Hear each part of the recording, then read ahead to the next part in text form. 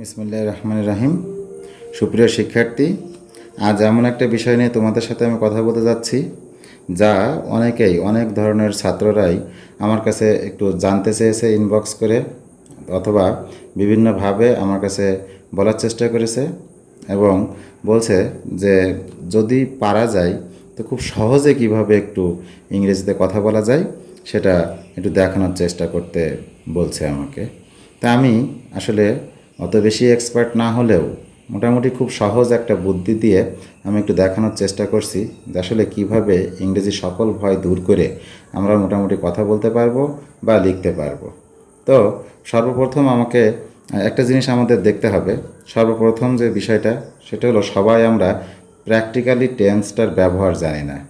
আমরা টেন্স মোটামুটি সবাই জানি, মুখস্থ বিদ্যা, যে টেন্স কী জিনিস, টেন্স কাকে বলে, টেন্স কত প্রকার, এই সমস্ত বিষয়গুলো কিন্তু আমরা প্রায় হরহামেশাই বলি। কিন্তু আসলে প্র্যাকটিক্যালি কথা বলতে হবে। সেটা প্র্যাকটিক্যালি কথাটা কি, যে বাস্তব ভিত্তিক।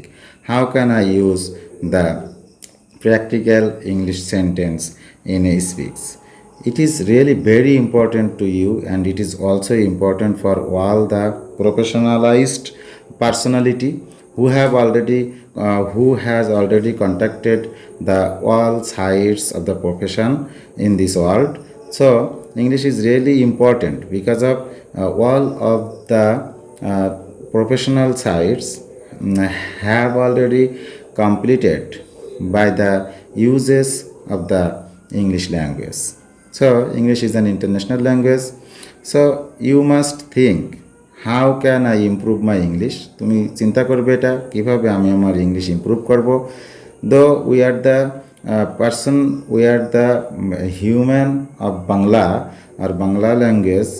আমরা যেহেতু বাঙালি পার্সন, বাঙালি ল্যাঙ্গুয়েজ ব্যবহার করি, সেজন্য আমাদের সর্বপ্রথম বাংলা দিয়ে ইংরেজি শিখতে হবে।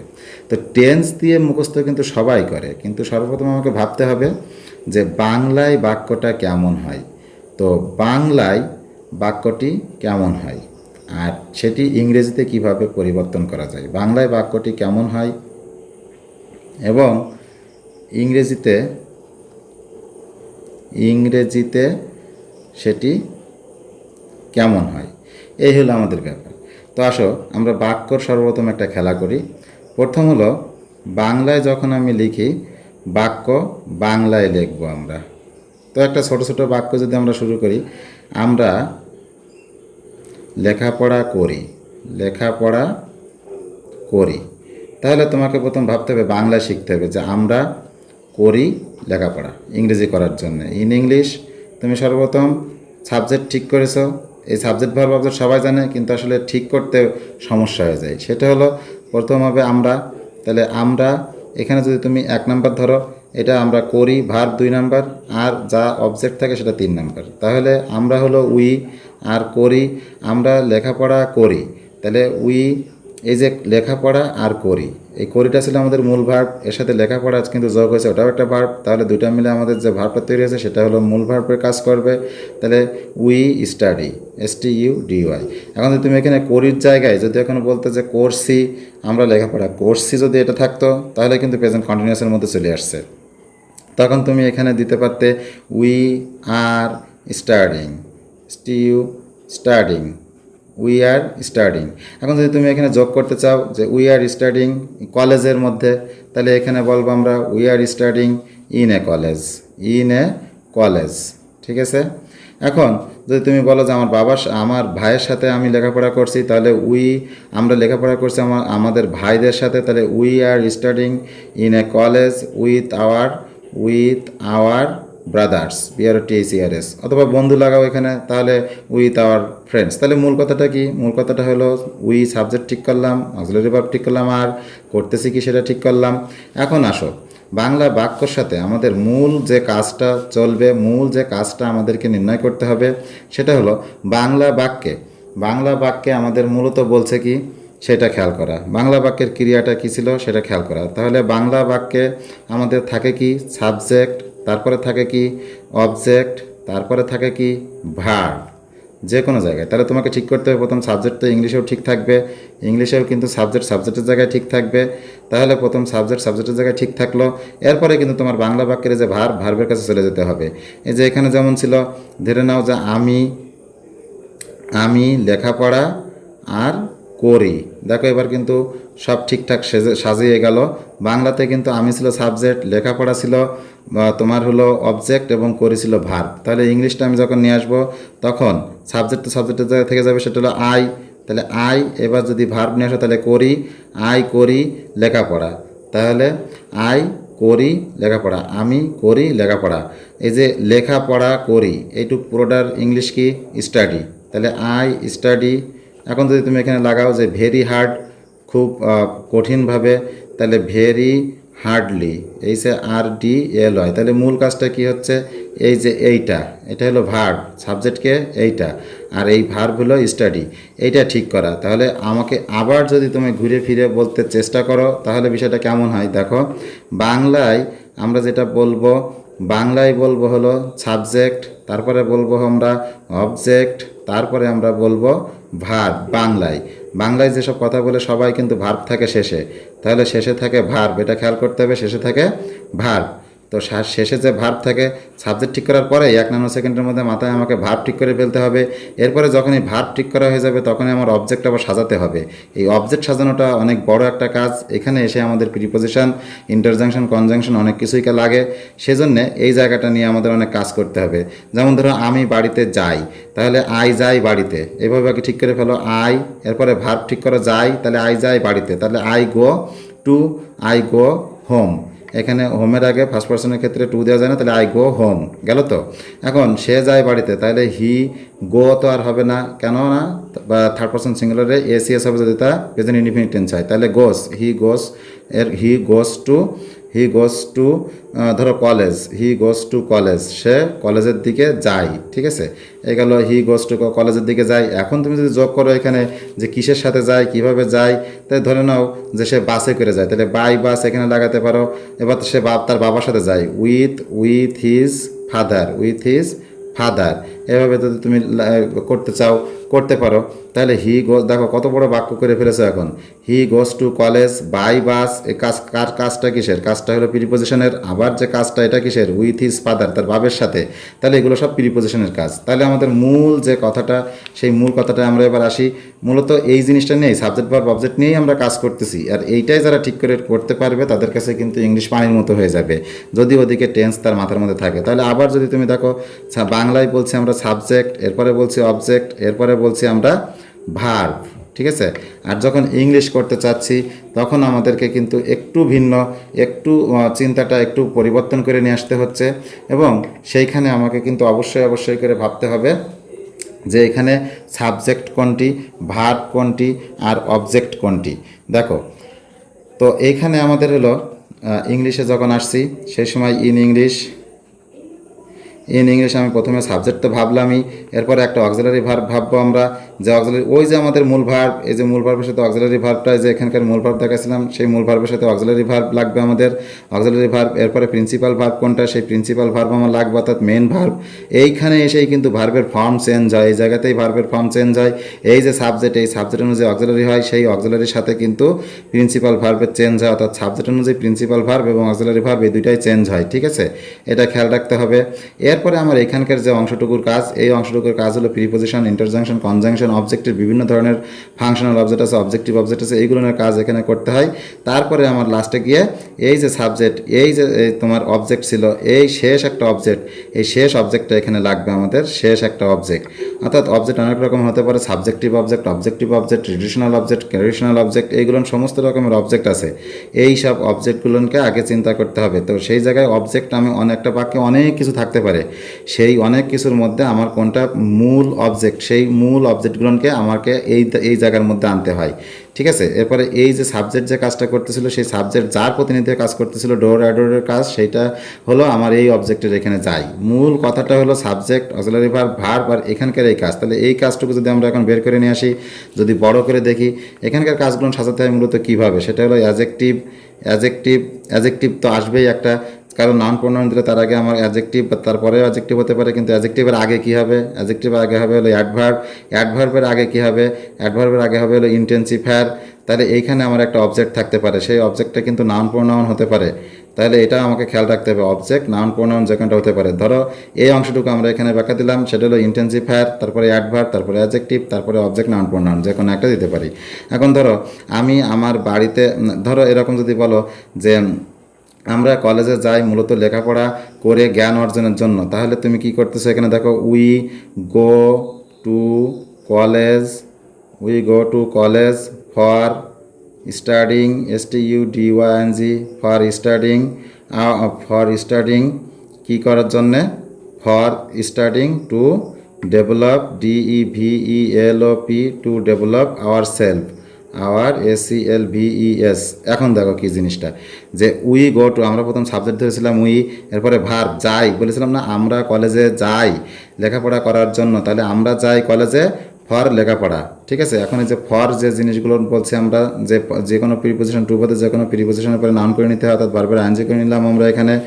তারপরে যে মূল কথাটা সেটা হলো যে উই গো টু কলেজ, আমরা কলেজে যাই। তাহলে তুমি ইংলিশ করার সময় ফার্স্ট বলবে এরকমে যে আমরা যাই কলেজে ফর স্টাডিং, আমরা যাই মার্কেটে ফর শপিং, আমরা যাই আছে রুমের মধ্যে ফর লিভিং, আমরা যাই নৌকার মধ্যে ফর লিভিং আস, আমরা যাই কোনো একটা সরকারের কাছে ফর প্রোটেক্টিং আস, আমরা যাই সংসদ ভবনে ফর মেকিং লস, তাই না? এই ধরনের তার কিন্তু একটা জিনিস শিখেছো, কিন্তু অনেক ধরনের কথা তুমি এখন বলতে পারতেছো।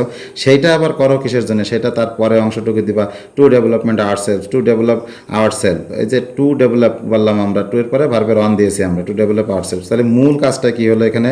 এই তো আমার এই যে আবার সে আগের জায়গায় ফেরত যায়, আমরা এই যে সাবজেক্ট বলেছিলাম, সাবজেক্টের জায়গায় থাকলো, সাবজেক্ট হলো উই, এরপরে হলো অক্সিলারি ভার্ব দিলাম, এখানে অক্সিলারি ভার্ব নেই, সরাসরি ভার্ব চলে আসলো, কারণ এটা থার্ড পারসন সিঙ্গুলার নাম্বার যাই বলেছিলাম আমরা, প্রেজেন্ট ইনডিফিনিট টেন্স। তারপরে হলো আমরা যাই, এখন প্রিপোজিশনের কাজ শুরু হয়ে গেছে, এই ভার্ব হলো, ভার্ব চলে আসছে, এই ভার্ব সমান সমান, এরপরে এখানে প্রিপোজিশনের কাজ আসছে টু কলেজ, কোন দিকে যাই? তা কলেজের দিকে। আবারও প্রিপোজিশনের কাজ ফর স্টাডিং, কেন যাই? For studying.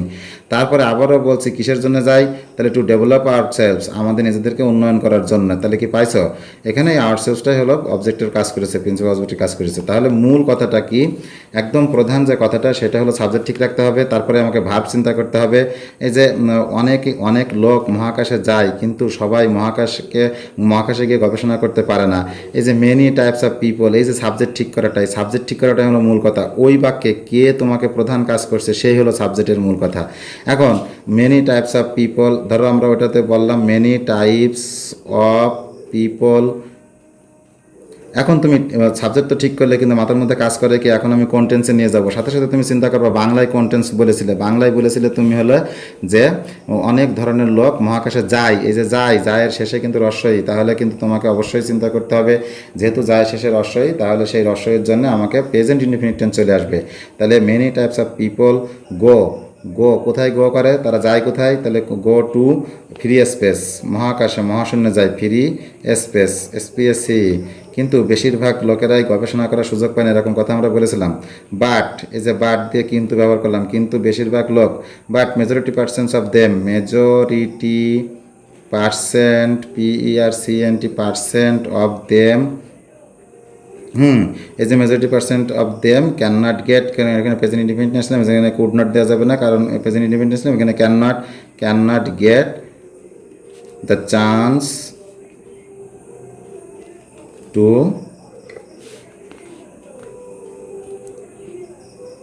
Study more and more about free space,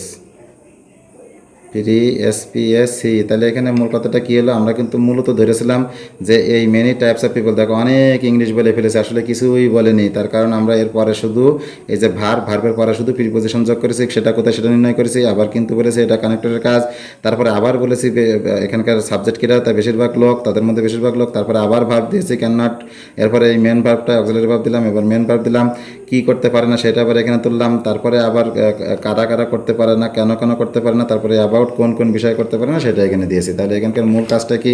মূল কাজটা হলো তোমার সাবজেক্ট ঠিক করা, তারপরে ভার্ব ঠিক করা, অক্সিলারি ভার্ব ঠিক করা, তারপরে প্রিন্সিপাল ভার্ব ঠিক করা, তারপরে intensifier, adverb, adjective, object, noun, pronoun, তারপরে আবার অবজেক্ট। এইগুলো ছিল একদম মূল কাজ তোমার একটা ইংলিশে যে কোনো বাক্য ঠিক করতে গেলে একদম প্রধান যে কাজ। এখন তুমি ধরো টেন্স অনুযায়ী তুমি অ্যাপ্লাইড টেন্স শিখতে হবে, তার কারণ মুখস্থ বিদ্যা দিয়ে কিন্তু বেশি দূর করা যাবে না, সম্ভব না সেটা। তাহলে অ্যাপ্লাইড টেন্স করতে গেলে তোমাকে করতে হবে কি, ফার্স্ট তোমাকে ভাবতে হবে যে প্রেজেন্ট ইনডিফিনিট টেন্স, কারণ প্রেজেন্ট ইনডিফিনিট টেন্স দিয়ে কিন্তু সারা দুনিয়ার বেশিরভাগ কথাগুলোই বর্তমানে তুমি যত প্যাসেজ পড়ো, তুমি যত গল্প পড়ো, তুমি যত প্যারাগ্রাফ পড়ছো, তুমি যত যা কিছু করছো, বেশিরভাগই কিন্তু প্রেজেন্ট ইনডিফিনিট টেন্স দিয়ে গঠিত। এটা কিন্তু খেয়াল রাখতে হবে, প্রেজেন্ট ইনডিফিনিট টেন্স সবচেয়ে বেশি ব্যবহৃত হয়। তাহলে তুমি এখানে প্রথম চিন্তা করো, তুমি লিখছো হলো প্রেজেন্ট ইনডিফিনিট টেন্স, এই যে প্রেজেন্ট ইনডিফিনিট টেন্স। এখন প্রেজেন্ট ইনডিফিনিট টেন্স মূলত কি, তুমি অত কথা বিস্তারিত দরকার নেই, তুমি শুধু বাংলা ফর্মটা মনে রাখবা। যত বাক্য শেষে দেখবা ক্রিয়া, সেই ক্রিয়া শেষে রস্বই দীর্ঘ, রস্য দীর্ঘ, এ অন্তস্থা তে, এতে, ওয়া, আ, এগুলো আছে। করে যায়, খায়, নেয়, দেয়, করে যায়, খায় না, দেখো সব এর সাথে মিলে যায়, করে যায়, খায়, নেয়, দেয়, এইগুলো সবই কিন্তু তোমার প্রেজেন্ট ইনডিফিনিটের কাজ করছে। তাহলে এর সাথে তোমার মূলত সাথেই মনে করে রাখতে হবে যে এখানে ভার্বের যে কাজ, সেই ভার্বের কাজে হলো first person, second person, third person, কোনো পারসনের কোনো সমস্যা নেই, শুধু থার্ড পারসন সিঙ্গুলার নাম্বার যখন হবে, অর্থাৎ তোমার যখন একটা হবে, আমি, আমরা, তুমি, তোমরা, এইগুলোর বাদে যখন যা কিছু থার্ড পারসন, সেই থার্ড পারসনের যখন একটা হবে, সেই একটা হলে পরে থার্ড পারসন যে সিঙ্গুলার হয়, সেই সিঙ্গুলারের সাথে তোমার এসিএস এর ব্যাপার আসবে, ভার্বের এসিএস এর ব্যাপারটা আসবে।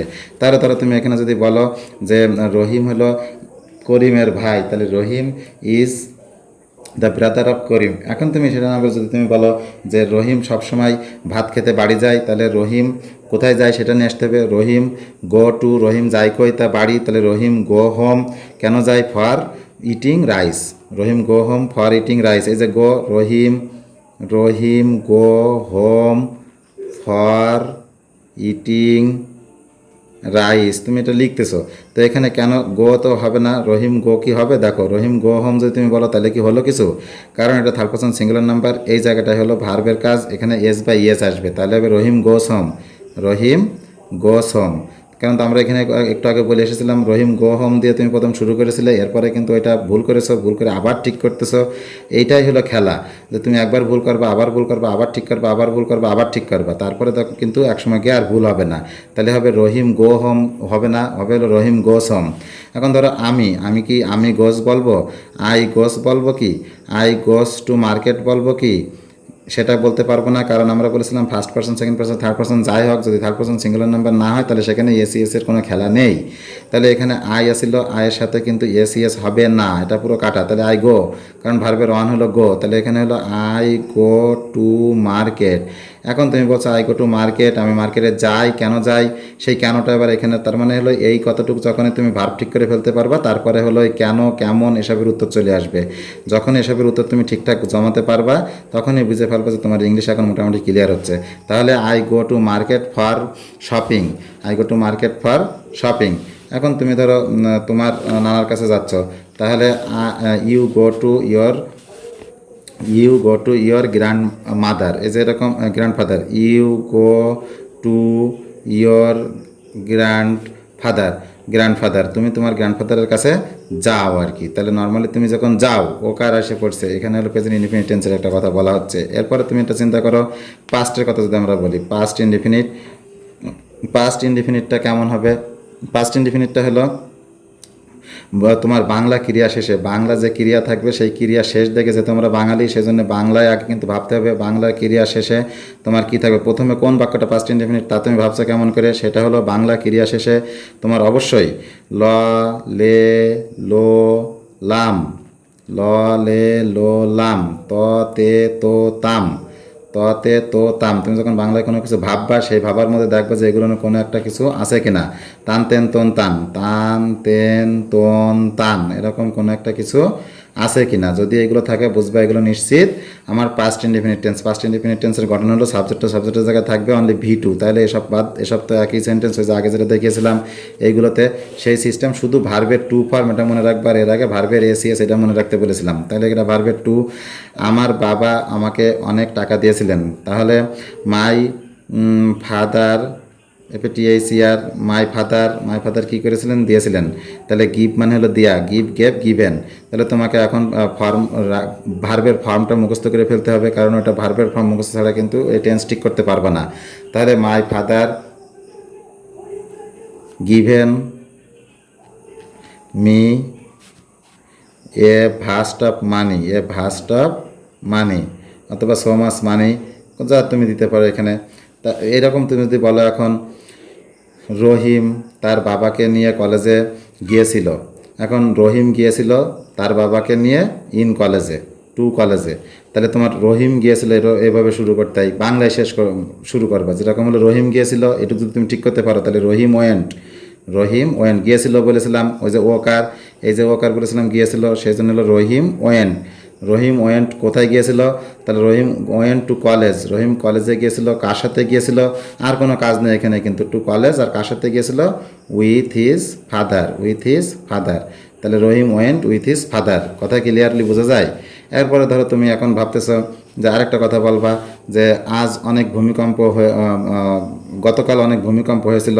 এবার সে রাইট ফর্ম অফ ভার্বের সূত্র চলে আসে যে yesterday, ago, last night, last day, এগুলো থাকলে পরে সেখানে ভার্বের টু হয়। যেরকম হলো the storm, STORM, the storm কি ঘটাইছিল অনেক ধ্বংস। তাহলে দ্য স্ট্রম ঘটিয়েছিল, হ্যাপেন্ড, HAPPEN, বা হ্যাপেন্ড না দিয়ে এখানে দ্য স্ট্রম ডিস্ট্রয়েড, ঝড় ধ্বংস করেছিল, মেনি ওয়েলথ, WELTH, অনেক সম্পদ, ইন আওয়ার ভিলেজ, আমাদের গ্রামে। এখানে তাহলে কোনো কথা হলো কি, মূলত কথা হলো দ্য স্ট্রম, সাবজেক্টটা ছিল স্ট্রম, সে ডিস্ট্রয়েড করেছিল, অর্থাৎ পাস্ট ইনডিফিনিট ফর্মে চলে গেল V2, ডিস্ট্রয়েড করেছে, কি করেছে, অনেক সম্পত্তি, কোন জায়গায়, তা ইন আওয়ার ভিলেজ। এভাবে মনে রাখবা। তাহলে হলো ঝড়ে, ইংলিশে কী করতেছো, ইংলিশটারই বাংলা যদি করি তাহলে ঝড়ে ধ্বংস করেছিল অনেক সম্পত্তি ইন আওয়ার ভিলেজ, ঝড়ে ধ্বংস করেছিল অনেক সম্পত্তি ইন আওয়ার ভিলেজ। ঠিক আছে, আমি কলেজের দিকে যাই, তাহলে আই যাই টু কলেজ, এটা হলো আই যাই টু কলেজের দিকে। তার মানে টু মানে তে দিকে, প্রতি, তার মানে প্রিপোজিশনে তোমার কিছু শেখা লাগতেছে। এই গেল পাস্ট ইনডিফিনিট। এখন ফিউচার ইনডিফিনিটটা যদি তুমি চিন্তা করো, যে কোনো ধরনের বাক্য যখন তুমি এরকম চিন্তা করবে তখন ফিউচার ইনডিফিনিটটা কেমন হবে। ধরো ওই যে বাংলা বাক্য শিখালাম, বাংলা বাক্য শেষে তোমার ব বে বো বান বেন বান বাইন, বো বান বেন বান বাইন, এইগুলো থাকবে। তোমার হলো ওই যে ভবিষ্যতের কোনো একটা কাজ অনির্দিষ্ট সময়ে হবে বোঝাবে আর কি, ভবিষ্যতে হবে। তাহলে এখানে হলো ভবিষ্যতে হবে। এই যে হবে কথাটা লিখলাম, এর যে বেকার, এই বেকার দেখো এখানে আছে। তাহলে ববে বো বান বেন বেন বাইন এইগুলো থাকবে। যেমন আমার নানার সাথে আমি স্কুলে যাব, তাহলে আই উইল গো টু। এখন এগুলোর ভার্বের ফর্মটা কি, সেটা হলো উইল প্লাস ভার্বের ওয়ান। শ্যাল আর এখন লাগে না, কারণ তোমার অক্সফোর্ড ইউনিভার্সিটি থেকে অনেক ভাষাবিজ্ঞানীরা, ইংরেজি ভাষাবিজ্ঞানীরা তারা বলছে যে উইলটা শ্যালের কাজ করে, এই জন্য সবাই উইল গ্রহণ করেছে এবং শ্যালটা উঠিয়ে দিয়েছে। তবে অনেক সময় চাপ দিতে শ্যাল ব্যবহার হয়, এখনও যে হয় না তা নয়, তবে না করাই ভালো শ্যালের ব্যবহার, এই জন্য আমরা উইল ব্যবহার করবো। I will go to college, আমি আমার নানার সাথে কলেজে যাই, তাহলে টু কলেজ উইথ মাই, কার সাথে, এই যে কারোর সাথে হলে পরে উইথ মাই গ্র্যান্ডফাদার, এই গেল। তাহলে আই উইল গো, এটা ছিল ফিউচার ইনডিফিনিট টেন্স। আর কোন দিকে, তা to college with my father, কার সাথে, আমার বাপের সাথে। এরকম করে যদি তুমি এই তিনটা টেন্স আপাতত দেখালাম। এরপরে ধরো আমরা যদি প্রেজেন্ট কন্টিনিউয়াসটা ধরি, তা প্রেজেন্ট কন্টিনিউয়াসে কিন্তু কন্টিনিউয়াস মানে যেটা চলতেছে, চলতি অর্থে তুমি যদি সেটা অ্যাপ্লাই করতে যাও, এরকম কোনো কিছু হচ্ছে, নিচ্ছে, খাচ্ছে, দিচ্ছে, টিচ্ছে, মানে কোনো কিছু চলতেছে, বর্তমানে চলতেছে, এক কথা সোজা হিসেব চলতেছে। এর বাংলা রূপটা পরে দেখে নিও। তো হচ্ছে, যাচ্ছে, খাচ্ছে, নিচ্ছে, দিচ্ছে। তাহলে ওই যে কথাটা এখানে বলতেছিলাম যে আমি যাব আমার নানার সাথে কলেজের দিকে, ওখানে তুমি এখন চলতেছে বোঝাই ফেলাও, তাহলে পরে এরকম আমি আমার নানার সাথে কলেজের দিকে যাচ্ছি, তাহলে সেখানে কী হবে, আই অ্যাম গোয়িং, এই উইল গোটা হয়ে যাবে, তখন am going, I am going to college with my grandfather. এখন তুমি এটারে যদি বলো পাস্ট কন্টিনিউয়াস টেন্সে করো, পাস্ট কন্টিনিউয়াসে তোমার কাজটা কি, সেটা হলো ওয়াজ ওয়ারের সাথে ভার্বের ING। তাহলে তুমি এখানে করো আমি আমার নানার সাথে কলেজে যাচ্ছিলাম, তাহলে হলো আই ওয়াজ গোয়িং, আর কোনো কাজ নেই, সব ঠিক আছে। এবার আমি আমার নানার সাথে কলেজে গিয়েছিলাম, তাহলে আই উইল গো এটা, আর আমি ওনার সাথে কলেজে যেতে থাকবো, তখন I will be going, I will be going, যেতে থাকবো। এরকম করে টেন্সগুলোকে একদম ক্লিয়ার একটা ধারণার মধ্যে নিয়ে আসতে হবে এবং অ্যাপ্লাই করতে হবে। এরপরে যদি তুমি প্রেজেন্ট পারফেক্টের কথা চিন্তা করো, কিছুক্ষণ আগে যে কাজগুলো হয়ে গিয়েছিল কিন্তু এখনও পর্যন্ত তার ফলাফল আছে, এমনভাবে ধরে নিতে হবে যে কাজ কিন্তু শেষও হয়নি, আবার কাজ শেষ হবে হবে এমন একটা ভাব বোঝাচ্ছে। তখন কিন্তু এই যে পদ্মা সেতু বাংলাদেশের অনেক বৃহৎ একটা সেতু যা নির্মাণাধীন, একথা যদি বলো তাহলে পদ্মা সেতু হ্যাজ, হ্যাজ এরপরে নির্মাণাধীন ইংলিশটা তোমার নিয়ে আসতে হবে হ্যাজ কনস্ট্রাক্টেড। ঠিক আছে, তাহলে পদ্মা সেতু হ্যাজ কনস্ট্রাক্টেড, পদ্মা সেতু has constructed for majority percent people, for majority percent people who R lived in the south side of Bangladesh. এটা তুমি একটা পদ্মা সেতু যেটা কনস্ট্রাক্টেড আছে, এখনও আছে, তাহলে আগের থেকে শুরু হয়েছে এখনও আছে, এই জন্য হ্যাভ হ্যাজ ভি3 আমরা ব্যবহার করেছি, প্রেজেন্ট পারফেক্ট টেন্সের কাজ এটা। এখন তুমি বলতেছো যে আমার এসএসসি এক্সামিনেশন শেষ হয়েছে কিন্তু এখনও কিন্তু শেষ না, তার ফলে তুমি ইন্টার করতেছো, তার মানে হলো আই হ্যাভ পাস্ট, আমি পাস করেছি, I have passed SSC examination এই এত সালে তুমি দিতে পারো। তুমি ধরো এটা বলতেছো যে আমি অনেকক্ষণ ধরে লিখতেছি, এটা যখন বলবো তাহলে প্রেজেন্ট পারফেক্ট কন্টিনিউয়াস টেন্সে চলে যাবে। কিন্তু যদি তুমি বলো যে আমি কাজ করছি, আমি আসছি, আমি খাচ্ছি, আমি দিচ্ছি, তো চলে গেলো প্রেজেন্ট কন্টিনিউয়াস। কিন্তু আমি আসছি মানে অনেকক্ষণ আগের থেকে আসা শুরু করেছো, তো মানে আসতেছো, ঠিক আছে, আসছি, এখনও কিন্তু চলতেছে না, তবে আসছি, আমি এসেছি বোঝাইছে জিনিসটাকে। তাহলে আই হ্যাভ, আমি এসে পড়েছি, I have reached in here, আমি এখানে এসে পড়েছি, এরকম তুমি চিন্তা করলে তখন প্রেজেন্ট পারফেক্ট। এখন তোমার পাস্ট পারফেক্টের কিন্তু একটা খুব বড় কাজ রয়ে গেছে, সেটা হলো পাস্ট পারফেক্টে তোমার চিন্তা করতে হবে দুটো কাজ হয়ে যাবে, একটা কাজ আগে হবে, একটা কাজ পরে হবে। যেটা আগে হবে, আগে কাজ হওয়াটা হলো আগে লিখবা, সেটা রুল হলো হার্ড প্লাস ভি3 পাস্ট পারফেক্টে, আর পরেরটা হয়ে যাবে অনলি ভি2। তাহলে তুমি যদি তোমার ধরো এরকম তুমি বলছো যে তুমি ডাক্তারের কাছে যাবার আগেই ডাক্তার তোমাকে কল করেছিল, তাহলে তুমি সেটা কি বলতেছো যে ইউ হ্যাড, তুমি ডাক্তারের কাছে যাবার আগেই, তাহলে আগে কি হয়েছে, ডাক্তার তোমাকে কল করেছে, তাহলে আগে করেছে ডাক্তার কল, তাহলে ডক্টর হ্যাড কলড, ডাক্তার হ্যাড কলড ইউ, ডাক্তার তোমাকে কল করেছিল, তাহলে ডাক্তার হ্যাডের পরে ভি3 আমরা দিয়েছি, কিন্তু হ্যাড প্লাস ভি3 আগেই বলেছি, তাহলে ডাক্তার হ্যাড কলড ইউ, ডাক্তার তোমাকে ডেকেছিল বা কল দিয়েছিল বিফোর ইউ, কোন জায়গায় ভি2, you rushed, RESCHED, you rushed to hospital. তাহলে তুমি হাসপাতালে যাওয়ার আগে ডাক্তার তোমাকে ফোন করেছিল। এই যে আগের যে ঘটনা বিফোরের আগে কিন্তু হয়েছে আমার আগের ঘটনাটা, অর্থাৎ এখান থেকে এইটুক যে ঘটনাটা সেটা আমার আগে ঘটেছে, এবং এই যে ঘটনাটা সেটা আমার পরে ঘটেছে। তাহলে যত ধরনের বাক্য তুমি এরকম আগে পরে পাবা, সব ধরনের বাক্য পাস্ট পারফেক্ট টেন্সে ঢুকাই দিবা। যেমন ধরো তোমার বলতেছিলে এই যে কলমটা দেখতেছো, এই কলমটা শেষ হবার আগেই, এই কলমটা শেষ হবার আগেই আমার হাত ব্যথা হয়ে গিয়েছিল, তাহলে আগে হয়েছিল হাত ব্যথা, তাহলে মাই হ্যান্ড ব্যথা হয়েছিল, তাহলে মাই হ্যান্ড হ্যাড পেইন্ট, আমার হাত ব্যথা হয়ে গিয়েছিল before the ink before the ink of the pen, এই পর্যন্ত subject, before the ink of the pen finished, তাহলে ইঙ্ক, এই পেনের ইঙ্ক ফিনিশড হয়ে যাওয়ার আগেই, তাহলে before the ink of this pen finished. ঠিক আছে, এই যে ভার্বের টুটা ফিনিশড লাগালাম আমরা। এখন যদি তুমি এরকম বলো যে আমি স্টেশনে যাওয়ার আগেই আমি লঞ্চ টার্মিনালে যাওয়ার আগেই লঞ্চ ছেড়ে দিল, তাহলে তোমার আগে ছেড়ে দিয়েছে, তাহলে the launch had left, the launch had left before I reached the launch terminal. কথা ক্লিয়ার বোঝা যায়? যেটা আগে হয়েছিল সেটার সাথে হ্যাড প্লাস ভি3, যেটা পরে হয়েছে সেটার সাথে ভি2, দুটা কাজ একসাথে হবে, এটা বোঝাবে। তাহলে আমার মোটামুটি পাস্ট পারফেক্টটাও শেষ। এরপরে হলো ফিউচার পারফেক্টটা এভাবে ধরবা, উইল হ্যাভ প্লাস ভি3 হবে, ভবিষ্যৎকালে একই সাথে দুইটা কাজ শেষ হতে থাকবে, এরকম বোঝাবে একটা বাক্যের মধ্যে। যেমন আমি আমার নানার বাড়ি যাব, তার আগে আমি আমার বাবার কাছ থেকে অনুমতি নেব, তাহলে আগে কোনটা হবে, আমি আমার বাবার কাছ থেকে অনুমতি নেব, তাহলে হবে I will have applied to my father, I will have ধরো এখানে প্রেইড টু মাই ফাদার, আমি আমার বাপের কাছে প্রার্থনা করব, to go to my grand mother home, আমার গ্র্যান্ড মাদার হোমের কাছে যাওয়ার জন্য আমার বাবার কাছে আগে অনুমতি প্রার্থনা করব। তাহলে এখানে হয়ে গেল উইল হ্যাভ প্লাস ভি3, প্রেইড ভি3, উইল হ্যাভ ভি3।